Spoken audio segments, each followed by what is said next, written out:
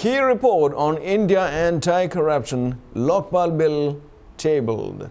A report on controversial bill to set up an anti-corruption watchdog has been submitted in India's parliament. The bill was tabled in Parliament in August, but it was sent to a panel of MPs after a protest from anti-corruption activists who said it was too weak. Anti-corruption campaigner Anna Hazare has rejected the new draft too, saying it does not go far enough as it does not include lower-level bureaucracy. He has announced plans to call a one-day strike in Delhi on December 11th. India has recently been built a string of high-profile corruption scandals. Politicians, civil servants and business leaders are accused of robbing the state of billions of dollars, badly damaging the government's population. The Lokpal bill envisages setting up an independent ombudsman. The report on the bill was tabled on Friday in the Rajya Sabha, the upper house, by Congress MP Abhishek Manu Singhvi, Chairman of the Parliamentary Standing Committee of Law and Justice, Public Grievances and Personnel.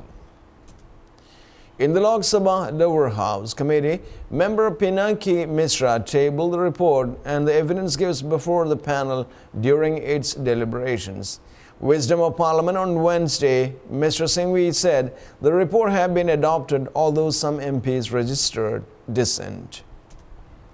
The proposed ombudsman would have the power to investigate and prosecute politicians and civil servants. The judiciary and conduct of MPs in Parliament have been kept out of the Lokpal's ambit. Mr. Singhvi said the issue of whether the Prime Minister would be brought under the ambit of Lokpal had been left to the wisdom of Parliament. On Friday, anti-graft campaigner Anna Hazare criticized the draft bill, saying it was too weak. If a strong Lokpal bill is not passed, I will campaign against the Congress party during the next elections, he said. Mr. Hazare has been insistent on his demand that the Prime Minister be covered under the Lokpal. Mr. Hazare went on hunger strike in Delhi in April and August, demanding a tough anti-graft law. Among India's recent corruption scandals are an alleged multi-billion-dollar telecom scam, claims of financial malpractice in connection with the Delhi 2010 Commonwealth Games, and allegations that houses intended for war widows ended up in the hands of civil servants. A recent survey said corruption in India had cost billions of dollars and threatened to derail the growth. Russian Twitter political protests swarmed by spam. Hijacked PCs have helped down online chat about Russian election protests, say security experts. The computers were used to disrupt Twitter as Russians chatted about ongoing protests in Moscow's Triumphal Square, said security firm Trend Micro. Analysis of the many pro-Kremlin messages posted on some discussions suggested they were sent by machines. Russian activists said thousands of Twitter accounts were being used to drown the genuine dissent. Maxim Goncharov, a senior researcher at the security firm Trend Micro, said the attack on Twitter had all the hallmarks of being coordinated by a botnet. This is a network of PCs usually running Windows that have been infected by a virus, putting them under the control of a cyber criminal. Social media has become the battlefield of a new war for freedom of speech, Maxim Goncharov said. Mr. Goncharov said the machines on boards in this network had targeted chatter about the protest in Moscow's Triumphal Square. The protests followed accusations about irregularities during Russia's recent parliamentary elections. Results showed a significant dip in support for Vladimir Putin's United Russia Party. Some of the chatter at Twitter was organized around the topic name or hashtag of Triumphania. These bots succeeded in blocking the actual message feed with the hashtag he wrote. The rate at which the pro-government messages were posted, about 10 per second, suggests they were being done automatically rather than by individuals, said Mr. Goncharov. He posted a list of accounts being used to send the messages and suggested many could be compromised accounts. Whether the attack was supported officially or not is not relevant. He wrote, "But we can now see how social media has become the battlefield of a new war for freedom of speech." Security researcher Brian Krebs said activists inside Russia followed Mr. Goncharov's work with analysis of their own. Leveson Inquiry, private data theft extremely serious. Illegally obtaining personal records can be more serious than phone hacking, the Leveson Inquiry has been told. Former Information Commissioner Richard Thomas said a great deal of more information could generally be obtained by stealing private data. He said his office had taken the unlawful obtaining of personal information extremely serious. Mr. Thomas, who was head of the Operation Motorman investigation into the private detectives and newspapers, has given 6 witnesses' statements to the inquiry.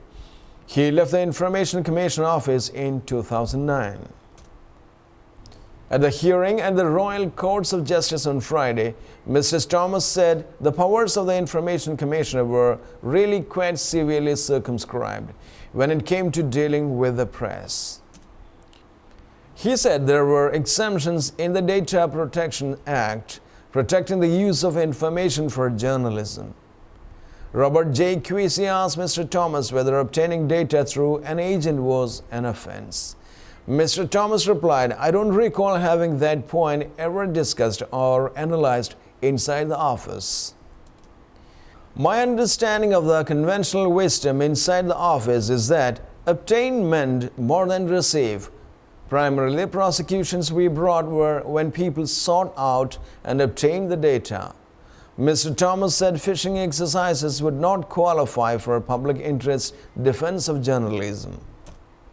Anybody who is intending to rely upon that defense ought to be clear about why they were obtaining information unlawfully. What would be their defense in public interest terms? There may well be journalists or ex-journalists who are wishing to give evidence to you and who may be dissatisfied with their employers or former employers. And we understand from a previous inquiry hearing that they may wish to do so from the position of anonymity, and that it may be that neither their name nor the newspaper group for whom they work or worked will be made public. So if they have important evidence to give, then we We'll move on to the business world.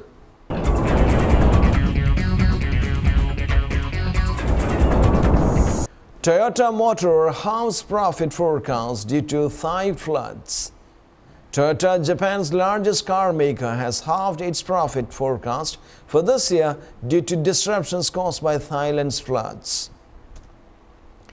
It now expects a new profit of 180 billion yen for the year ending 31 March 2012. The firm issued its previous forecast of a 390 billion yen profit in August.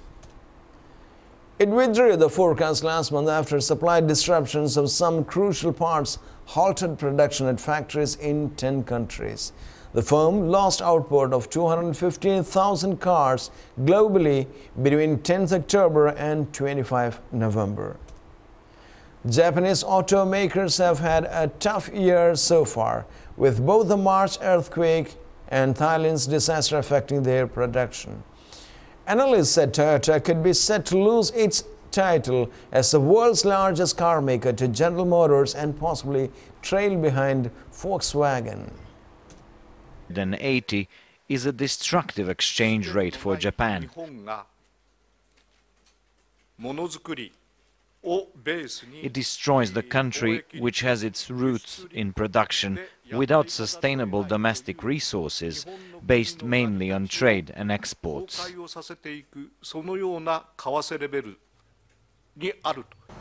Welcome to the world of science. Nanoparticle hollowing method promises medical advances.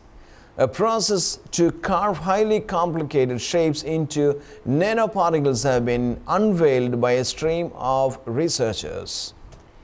It involves a chemical process which hollows out the particles into shapes such as double-walled boxes and multi-chambered tubes. The researchers said this would aid the creation of more complex nano-objects. They said this could ultimately be used to revolutionize medical tests and said drug treatments will be easier. The research was carried out by the Catalan Institute of Nanotechnology in Balaterra, Spain, and is published in the latest issue of Science. To deliver their results, the scientists refined a series of existing corrosion techniques, including the galvanic effect. This involved treating tiny silver cubes with cationic gold, a type of gold that had some electrons removed from its atoms, turning it into an ion. When brought together at room temperatures, the cationic gold attacked the silver, stealing its electrons. And in sports,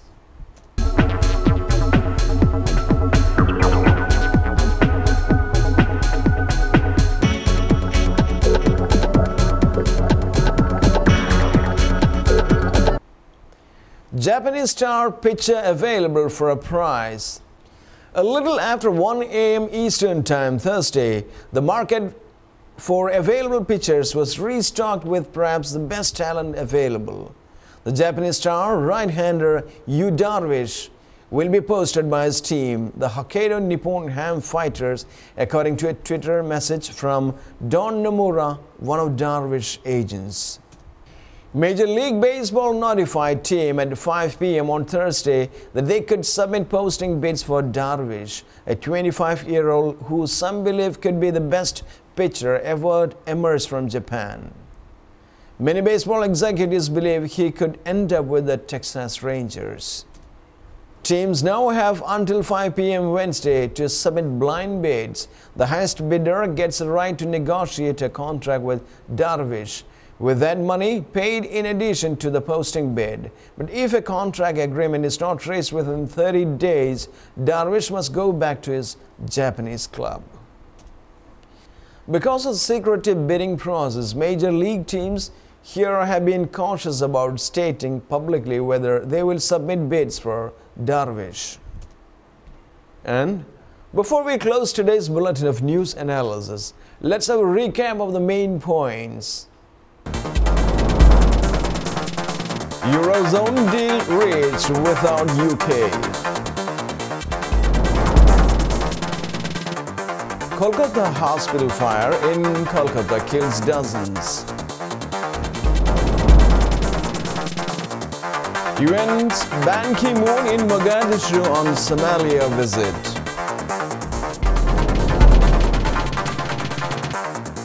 Key report on India anti-corruption Lokpal bill tabled.